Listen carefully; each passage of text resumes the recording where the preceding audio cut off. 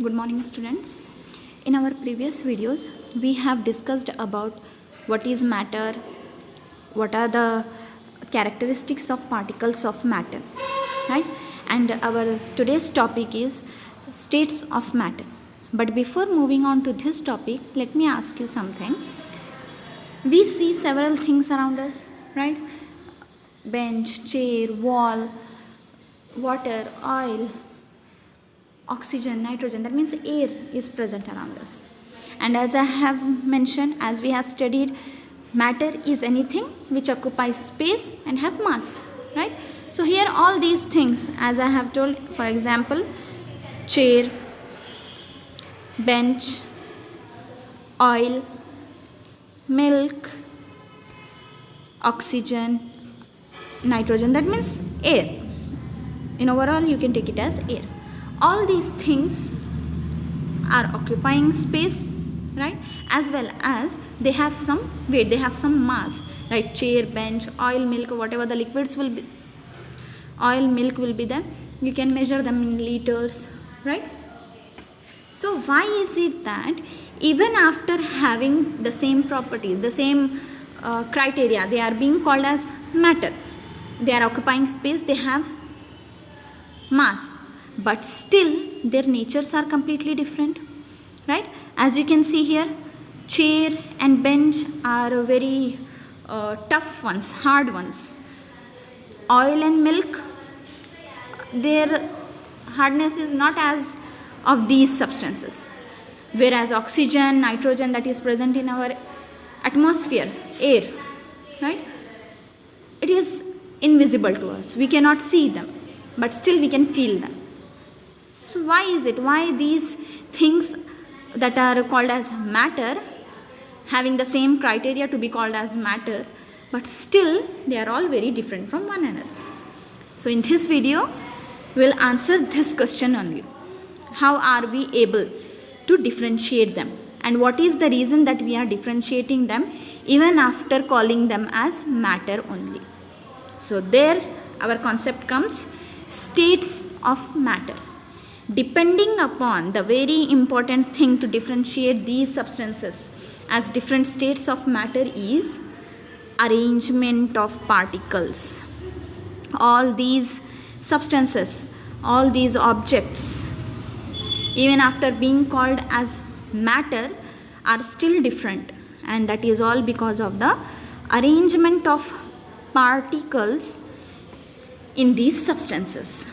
These arrangements are the only reason that creates difference among these substances. How is it? Let me show you. First we will see how many states of matter you will find. States of matter. In general, we have 3 states of matter. How many are there? 3. Solids, liquids, and gases. These are the 3 main states of matter. One by one, we will see what is the arrangement of particles in them. Among these substances, which should be included in which category. So first we will move on with the solids. Solids. So here, what kind of matter should be called as a solid? For that, you need to see. First we will see at the molecular level, how are the molecules or the atoms or the particles are arranged in the substance. If the particles are tightly packed, the very first thing that you can observe in solids is the tight arrangement. Particles are tightly packed. Tightly packed. How is it? How the particles are tightly packed? For example, consider a box of iron, a box made up of iron. See here, you can see that the iron box is very hard and that is the important property of solids. They are very hard, and they are hard because the particles, the atoms of the iron in this box, which are very minute, you cannot see it with your naked eyes, but if it is observed with an electron microscope, you will find that the particles are very, very tightly packed. They are arranged in such a manner that there is no space, there is no considerable space left between the particles.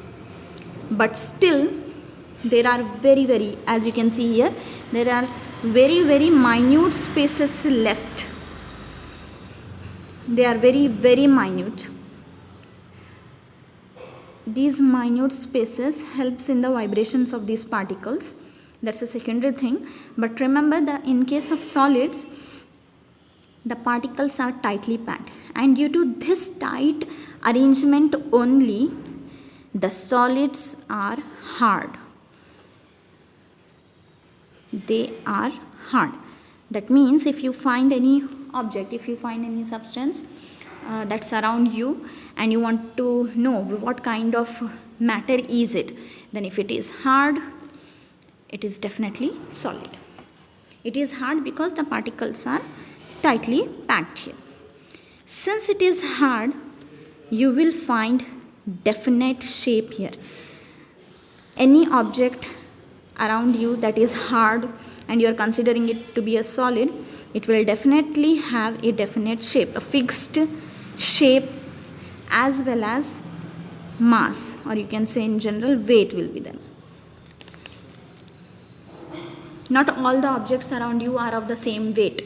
They vary, their masses, their weights vary depending upon their size, depending upon the arrangement of the particles. Next, they have definite volume. Just now I have told you they have different shapes. Since they are having different shape, they will occupy different amount of space.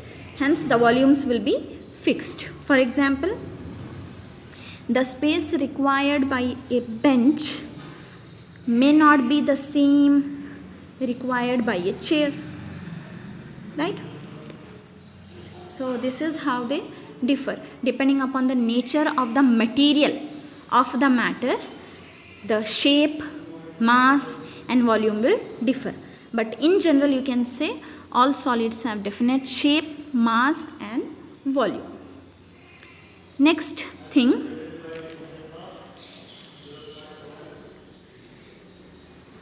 if you take a stone, before we move to this point, if you take a stone and try to press it, you are putting all the force that is possible on that stone.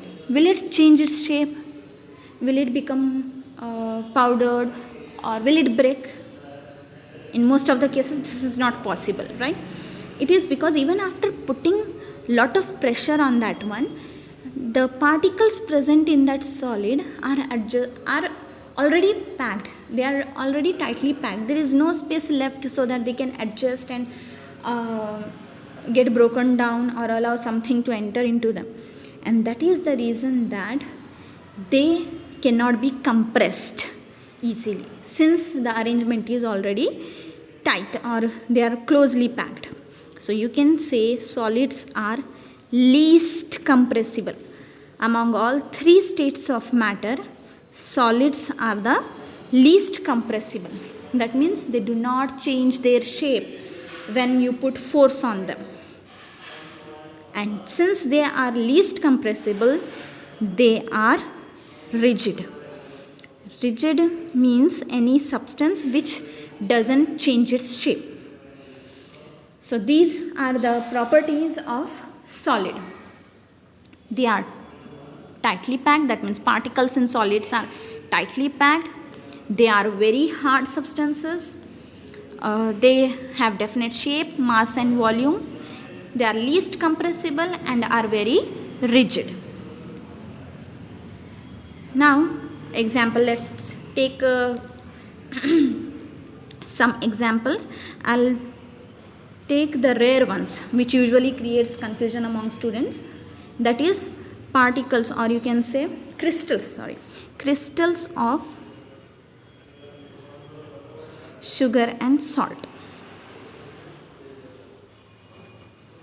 Here what happens, see, usually students think that when you are holding that sugar crystals or salt crystals in your hand, they are very minute, and also if you try to crush them, they will be crushed, they can be converted into powder. But here when we are considering its state, you can see that even after crushing it, the powder that you get there, if it is observed under microscope, it still has some shape, some geometry, and that is the reason crystals of sugar and salt are included under solids.